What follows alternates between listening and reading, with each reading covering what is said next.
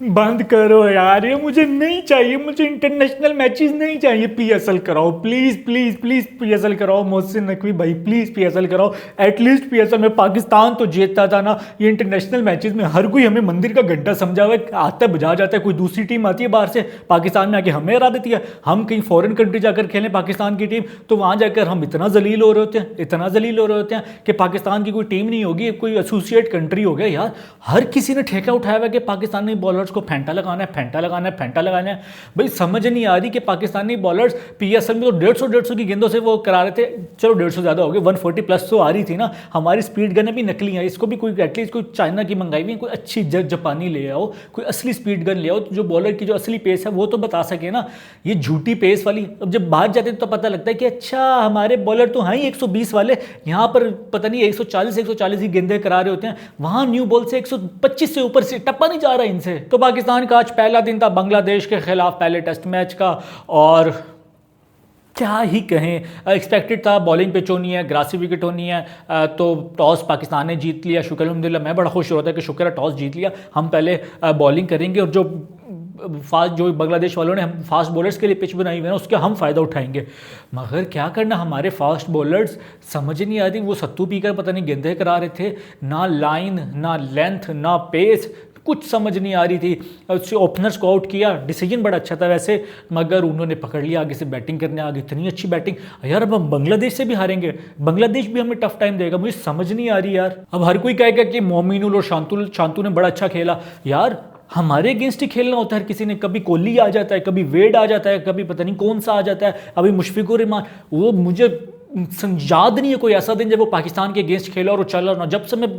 जब से मैं क्रिकेट देख रहा हूँ तब से मैं उस शख्स की शक्ल देख रहा हूँ, और वो हमेशा पाकिस्तान के खिलाफ चलता है। यार हर किसी ने पाकिस्तान के अगेंस्ट ही चलना होता है, और इतनी अच्छी पिच पे, बॉलिंग पिच पे अगर ओपोजिशन बैट्समैन चल रहे हैं, हमें हमारे बॉलर्स को अगर वो नचा रहे हैं ना, तो हमारी बॉलिंग लाइनअप को सलाम है यार। कैसे बॉलर्स पाले हुए हमने, कैसे बॉलर्स को हमने करोड़ों करोड़ों दे रहे हैं, हीरो बनाया हुआ है, और इनसे यार विकेटें नहीं गिरती। ग्रीन पिच पे अगर ये आउट नहीं कर रहे तो क्या करेंगे यार, मुझे समझ नहीं आ रही। ये हम बांग्लादेश में जाकर हमारा ये हाल है, पहले दिन हमने 300 खा लिए सिर्फ 4 आउट करके।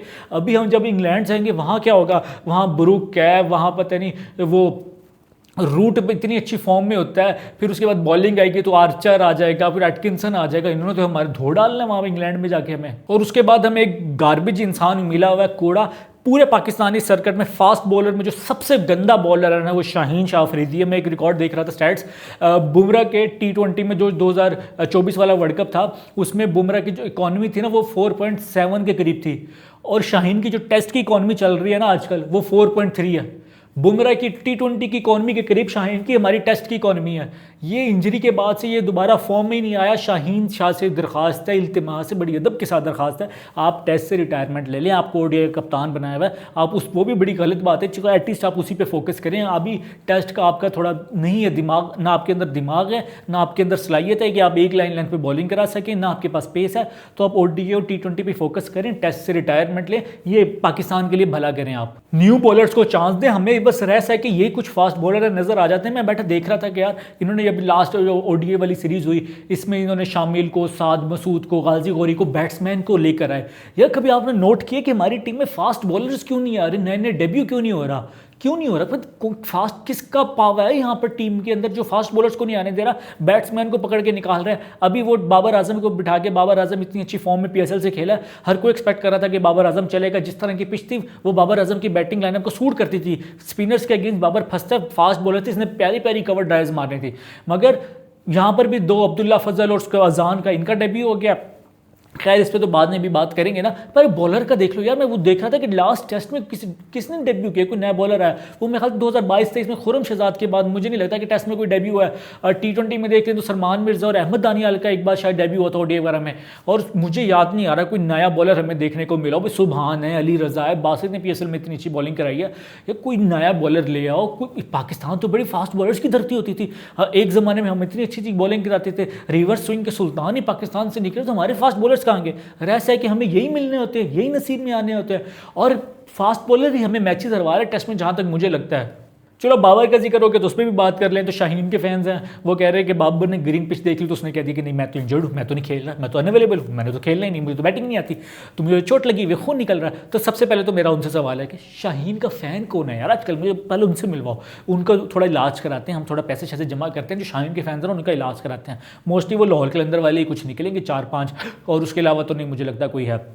और उसके बाद कोई कह रहा था कि आकिब जावेद ने कहा कि पीछे से कि बाबर को बाहर निकलवाओ, हमने यंगस्टर्स को चांस देना है, उनको डेब्यू देना है, तो अब देख लो। खैर मुझे नहीं लगता कि ऐसे कुछ होगा।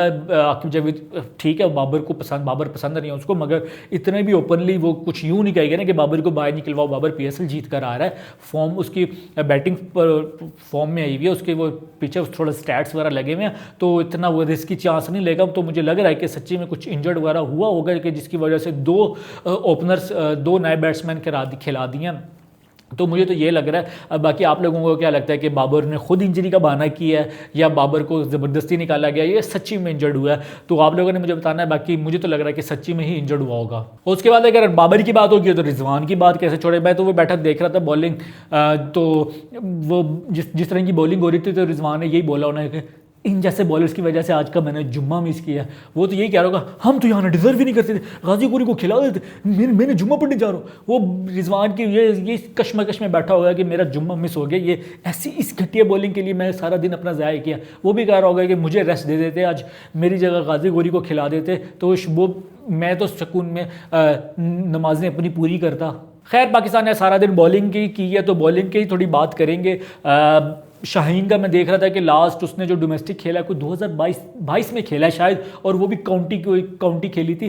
तो उसके अलावा पाकिस्तान में तो उसने कोई रिसेंटली कोई डोमेस्टिक नहीं खेला, बस इंटरनेशनल मैचेस ही खेली जाता है, हर मैच खेली जाता है।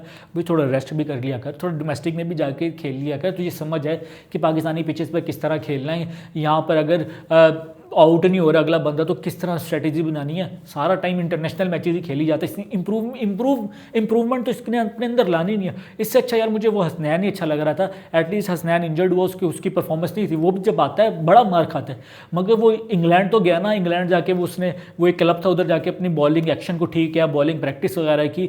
इसलिए मुझे शाहीन हो गया, सॉरी हसनैन हो गया, उसके अलावा शान मसूद हो गया। शान मसूद ने भी साउथ अफ्रीका जाकर अपनी बैटिंग पर काम किया था। मुझे वो लोग पसंद है जो एटलीस्ट अपने पर काम तो करते हैं ना, जो अपनी गलतियों को तो एडमिट करते हैं, उनको कहते हैं कि हाँ यहाँ पर इंप्रूवमेंट की जरूरत है, मुझे अपने आप को ये इंप्रूव करना है। अब वो हारिस रऊफ हो गया, नहीं अब शाहीन को पहले बात कर लेते हैं। वो शाहीन से वो किसी ने पूछा था फैन ने कि आपकी पेस कम होगी तो आपको क्या लगता है, कहता नहीं मुझे तो कोई मसला नहीं लगता, मेरी तो पेस ठीक है।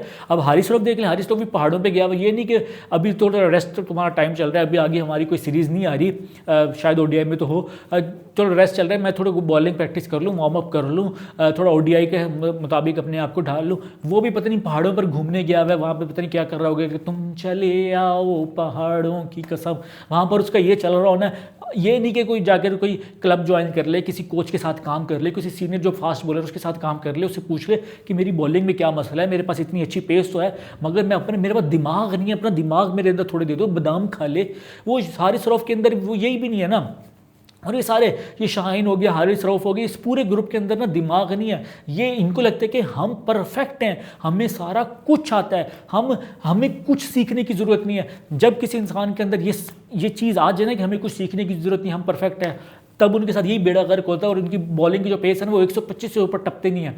हसन अली ठीक है यार, जैसा भी इंसान है, मुझे थोड़ा बेहतर इसलिए लगता है कि एटलीस्ट वो थोड़ा हार्ड वर्किंग तो है ना, मेहनत तो करता है ना। बस वो अगर वो मार खाते तो अपनी पेस की वजह से मार खाता है, क्योंकि उसकी जो पेस है वो थोड़ी लैक करती है। मगर हार्ड वर्किंग है, वो जाता है, अगर ड्रॉप होता है तो अपने पे वर्क करके आता है, अपनी लाइन लेंथ को इंप्रूव करता है, तो उसके पास थोड़ा दिमाग है, समझ आती है। वो एटलीस्ट थोड़ा अच्छे लोगों के अंदर उठना बैठना शुरू कर देना तो वो भी बहुत अच्छा बॉलर बन जाएगा।